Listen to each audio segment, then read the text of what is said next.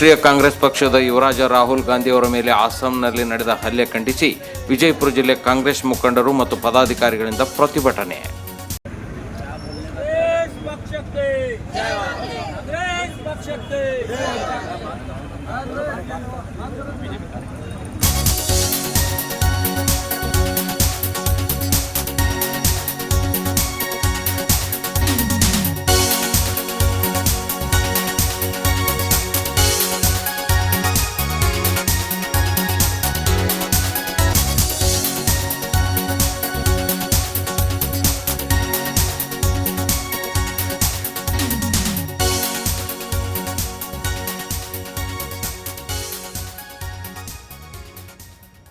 ದಿನಾಂಕ 23 ಜನವರಿ 2024ರಂದು ಕಾಂಗ್ರೆಸ್ ಮುಖಂಡರು ಮತ್ತು ಪದಾಧಿಕಾರಿಗಳು ಅಸ್ಸಾಂ ರಾಜ್ಯದಲ್ಲಿ ಕಾಂಗ್ರೆಸ್ನ ಯುವರಾಜ ರಾಹುಲ್ ಗಾಂಧಿ ಅವರು ಕೈಗೊಂಡ ಭಾರತ್ ಜೋಡೋ ನ್ಯಾಯ ಯಾತ್ರಾ ಸಂದರ್ಭದಲ್ಲಿ ಅವರ ಮೇಲೆ ನಡೆದ ಹಲ್ಲೆಯನ್ನು ಖಂಡಿಸಿ ವಿಜಯಪುರದ ಅಂಬೇಡ್ಕರ್ ವೃತ್ತದಲ್ಲಿ ಪ್ರತಿಭಟನೆ ನಡೆಸಲಾಯಿತು.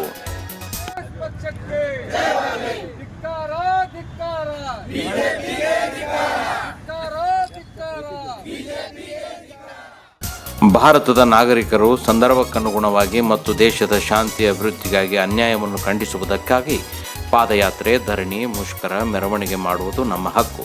ಇದಕ್ಕಾಗಿ ನಮ್ಮ ಸಂವಿಧಾನ ಶಿಲ್ಪಿ ಡಾಕ್ಟರ್ ಬಾಬಾ ಸಾಹೇಬ್ ಅಂಬೇಡ್ಕರ್ ಅವರು ತಪ್ಪಿನ ವಿರುದ್ಧ ಧ್ವನಿ ಎತ್ತದಿದ್ದರೆ ನ್ಯಾಯ ಸಿಗುವುದಿಲ್ಲ ಎಂದಿದ್ದಾರೆ. ಆ ಹಿನ್ನೆಲೆಯಲ್ಲಿ ಮಾನವ ಹಕ್ಕುಗಳಿಗೆ ಧಕ್ಕೆ ಬಂದಾಗ ಧರಣಿ ಮತ್ತು ಪ್ರತಿಭಟನೆಯ ಮೂಲಕ ಅದನ್ನು ಖಂಡಿಸಬೇಕಾಗುತ್ತದೆ. ಮೊನ್ನೆ ಅಸ್ಸಾಂ ರಾಜ್ಯದಲ್ಲಿ ರಾಹುಲ್ ಗಾಂಧಿ ಅವರು ಕೈಗೊಂಡ ಭಾರತ್ ಜೋಡೋ ನ್ಯಾಯ ಯಾತ್ರಾ ಕಾರ್ಯಕ್ರಮಕ್ಕೆ ಅಲ್ಲಿನ ಆಡಳಿತಾರೂಢ ಬಿಜೆಪಿ ಸರ್ಕಾರ ರಾಹುಲ್ ಗಾಂಧೀಜಿಯವರ ಮೇಲೆ ನಡೆಸಿದ ಹಲ್ಲೆ ಪ್ರಜಾಪ್ರಭುತ್ವದ ಕಗ್ಗೊಲೆ. ಪಕ್ಷದ ಬಲವನ್ನು ಉಪಯೋಗಿಸಿ ಒಬ್ಬ ಧೀಮಂತ ನಾಯಕನ ಮೇಲೆ ಹಲ್ಲೆ ನಡೆಸಿದ್ದು ಅಮಾನವೀಯ ಎಂಬ ವಿಷಯವನ್ನು ತೆಗೆದುಕೊಂಡು ವಿಜಯಪುರ ಕಾಂಗ್ರೆಸ್ ಮುಖಂಡರಾದ ಹಮೀದ್ ಮುಷ್ರಿಫ್ ಅವರ ಮುಂದಾಳತ್ವದಲ್ಲಿ ಜಿಲ್ಲಾ ಕಾಂಗ್ರೆಸ್ನ ಉಪಾಧ್ಯಕ್ಷ ವೈಜನಾಥ್ ಕರ್ಪುರ್ಮಠ್, ಗಂಗಾಧರ್ ಸಂಬಣ್ಣಿ, ಬಲರಾಮ್ ನಾಯಕ್, ವಾರ್ಡ್ ನಂಬರ್ 21ರ ಅಭ್ಯರ್ಥಿ ಸಲೀಂ ಕಲಾದಗಿ, ಅಶೋಕ್ ಭಜಂತ್ರಿ, ಚನ್ನು ಕಟ್ಟಿಮನಿ, ಕಾಂಗ್ರೆಸ್ ಪರಿಶಿಷ್ಟ ಜಾತಿ ಪ್ರಧಾನ ಕಾರ್ಯದರ್ಶಿಯಾದ ತುಳಸಿರಾಮ್ ಹರಿಜನ್, ಇನ್ನೂ ಅನೇಕ ಕಾಂಗ್ರೆಸ್ ಮುಖಂಡ ಮತ್ತು ಪದಾಧಿಕಾರಿಗಳು ಈ ಕಾರ್ಯಕ್ರಮದಲ್ಲಿ ಭಾಗಿಯಾಗಿದ್ದರು.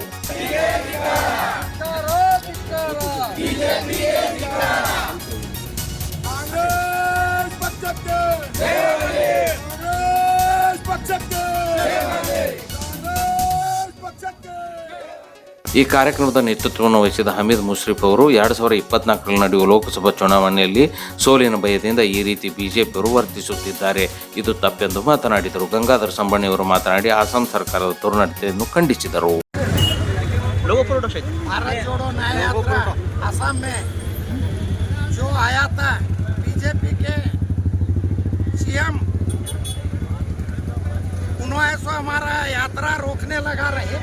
हमारे राहुल गांधी का क्योंकि तो 2024 का इलेक्शन उन्होंने हारने वाले हैं, इसके वास्ते उन्होंने हमारा यात्रा भारत जोड़ो न्याय यात्रा निकल रहे हैं, उसे रोकने की कोशिश कर रहे हैं.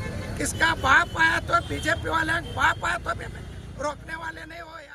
ಪುಲ್ಗಾಮ ಅಟ್ಯಾಕ್ ಆಯ್ತು.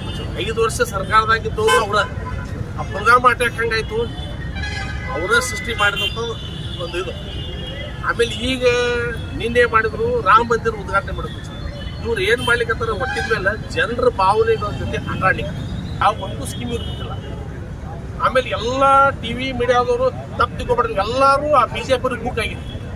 ಬೇರೆ ಯಾರ್ದು ಅವ್ರದ್ದು ಬಿಟ್ಟು ನೀವು ಬೇರೆ ಯಾರ್ದು ತೋರಿಸಾಗಿದೆ. ನಮ್ಮ ರಾಹುಲ್ ಗಾಂಧಿ ಅವರು ಅಲ್ಲಿಂದ ಇಲ್ಲಿಂದ ಪಾದಯಾತ್ರೆ ಮಾಡಿದ್ರು. ಇವತ್ತು ಅಸ್ಸಾಂದಲ್ಲಿ ನಿನ್ನೆ ಆದಂಥ ಘಟನೆ ಇದು ನಮ್ಮ ಪ್ರಜಾಪ್ರಭುತ್ವ ವ್ಯವಸ್ಥೆಯಲ್ಲಿ ನಾವೆಲ್ಲರೂ ತಲೆ ತರಿಸೋದು ಅಲ್ರಿ. ಒಬ್ಬ ನಮ್ಮ ಮಾಜಿ ಪ್ರಧಾನಮಂತ್ರಿ ಇಂದಿರಾ ಗಾಂಧಿನೇ ನಮ್ಮ ದೇಶದ ಎಲ್ಲ ಬಡವರಿಗೆ ಜಮೀನು ಕೊಟ್ಟದಕ್ಕೆ ಅಂತಕ್ಕೆ ಮೊಮ್ಮಗ